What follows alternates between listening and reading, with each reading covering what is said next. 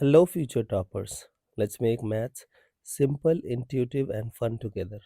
So, we got wholesome new problem which says if Sn denotes the sum of first n term of an AP. So, who is Sn? Sn is the sum of first n terms of an AP. Now they have given you certain situation and they are asking you to find out the value of n. Okay, so you have to find out the value of n. How we should respond? Look at this. If you will observe, they are talking about Sn, but they did not mention the AP.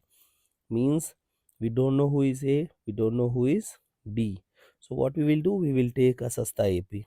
That is 1, 1, 1, 1, 1, dot, dot, dot. Okay. Now try to crack down this equation. You know that the sum of 10 term is 10, sum of 20 term is 20, sum of 30 term is 30. So S3n minus Sn minus 1 upon S2n minus S2n minus 1 equals 31. So now you can simplify things.